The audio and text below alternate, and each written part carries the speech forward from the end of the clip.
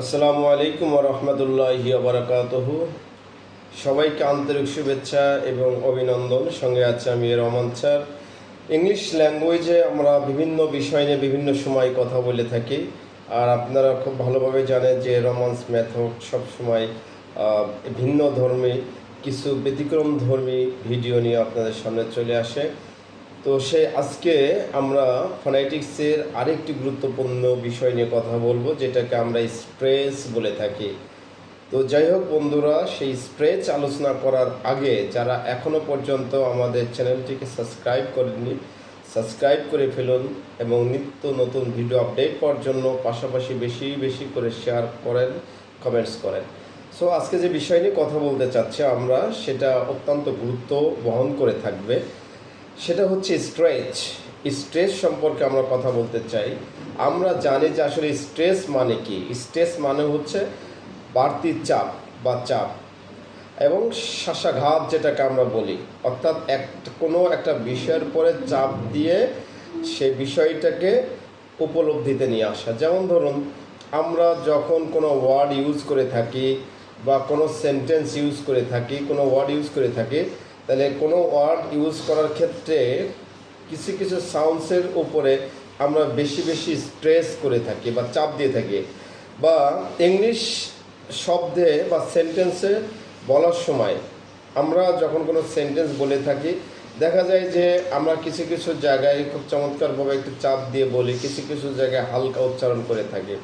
আমরা যদি ধরি যে ইংলিশ ল্যাঙ্গুয়েজে যারা নেটিভ স্পিকার আছে, তারা ইংলিশ সেন্টেন্স গঠন করার ক্ষেত্রে কিছু কিছু জায়গায় তারা বেশি স্ট্রেস দেয় অন্যান্য জায়গা থেকে। আর যে জায়গাগুলোতে অন্যান্য জায়গা থেকে স্ট্রেস দেওয়া হয়, ওই জায়গাগুলোকেই আমরা স্ট্রেস বলে থাকি। এবং স্ট্রেস মার্কস দেওয়া থাকলে আমরা সাধারণত বুঝে নিব যে এখানে একটি বাড়তি চাপ থাকবে। বাট কোথায় বাড়তি চাপ থাকবে, কোথায় স্ট্রেস মার্কস ইউজ করতে হবে, সে বিষয়গুলো সম্পর্কে বিস্তারিত আলোচনা রয়েছে। তো আলোচনা যাওয়ার মুহূর্তে সামান্য কিছু ধারণা আপনাদেরকে দিতে হবে, এবং এই সম্পর্কে আমাদের একাধিক ক্লাস আছে বিস্তারিতভাবে এই রোমান্স মেথডে। আমরা সেখানে ফলো করলে ইনশাল্লাহ আমরা পেয়ে যাব। সো যে বিষয়গুলো আমাদের না জানলেই নয়, স্ট্রেস মার্কস যদি থাকে তাহলে আমরা এটাকে কিভাবে উচ্চারণ করব সে বিষয় সম্পর্কে আমাদেরকে ইনশাল্লাহ জানতে হবে। এটা অত্যন্ত ফোর্স দিয়ে আমাদেরকে বলতে হবে, এবং আমাদের প্রনাউন্সিয়েশনটা অত্যন্ত একটু জোরে সোরে হবে এবং ক্লিয়ারিটি থাকবে, বিশেষ করে পরিষ্কার থাকবে, চাপ থাকবে, এবং আমাদের উচ্চারণ পদ্ধতি একটু উচ্চভাবে বলতে হবে। যেমন ধরুন, আমরা যদি একটা ওয়ার্ড ইউজ করে থাকি যে ফ্যান্টাস্টিক, আমরা বলে থাকি যে ফ্যান্টাস্টিক, এই ফ্যান্টাস্টিকটাকে আমরা আসলে কিভাবে উচ্চারণ করব সে বিষয়টা আমরা জেনে থাকব।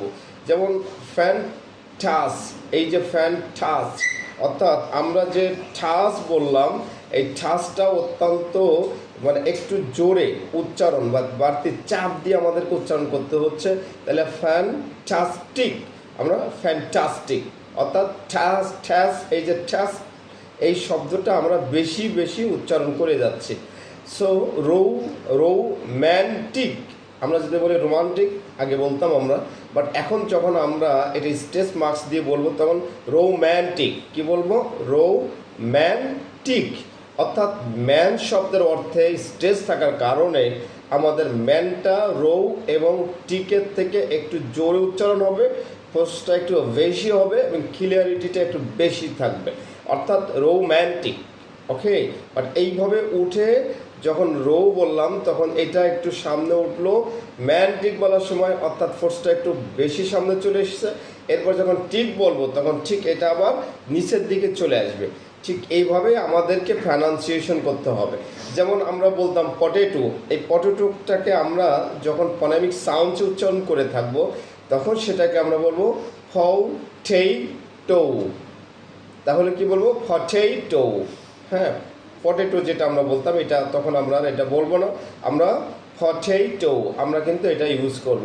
ঠিক সব কিছু আমরা এইভাবে যদি স্ট্রেস দিয়ে উচ্চারণ করে থাকি, তাহলে আমাদের উচ্চারণগুলো যে কোনো উচ্চারণ যে কোনো স্পিকারদের থেকে অত্যন্ত চমৎকার হবে, এবং আমাদের উচ্চারণের পদ্ধতি নেটিভ স্পিকারদের মতন সেই স্টাইল অনুযায়ী ইনশাল্লাহ হবে। সো ফ্রেন্ডস, আমরা তাহলে জেনে নিয়েছি যে আসলে স্ট্রেস মার্কস ইউজ করার পদ্ধতি এবং কীভাবে স্ট্রেস মার্কস ইউজ করবে এই সংক্রান্ত বিস্তারিত আলোচনা রয়েছে। আমরা ধাপে ধাপে ইনশাল্লাহ করব এবং আমাদের কিছু আলোচনা, কিছু ক্লাস এই রোমান্স মেথডের মধ্যে ইতিমধ্যে আগে থেকে আছে, আমরা সেটা ফলো করলে ইনশাল্লাহ আমরা পেয়ে যাব। সো আমরা পেয়ে গিয়েছি যে আসলে একটা ওয়ার্ড দেখার পরে এটা কিভাবে আমি বুঝবো যে এখানে স্ট্রেস মার্কস হবে, সে বিষয়গুলো আমাদের উপলব্ধিতে আসতে হবে এবং বেশি বেশি প্র্যাকটিস করতে হবে এবং এরোমাস মেথডের সাথে থাকতে হবে। এরোমাস মেথডের চ্যানেলটিকে সাবস্ক্রাইব করতে হবে এবং পাশাপাশি ফলো করে রাখতে হবে এই ধরনের ভিডিও আপডেট পাওয়ার জন্য। Thank you very much. See you again next time. আসসালামু আলাইকুম রহমতুল্লাহি ওয়া বারাকাতুহু।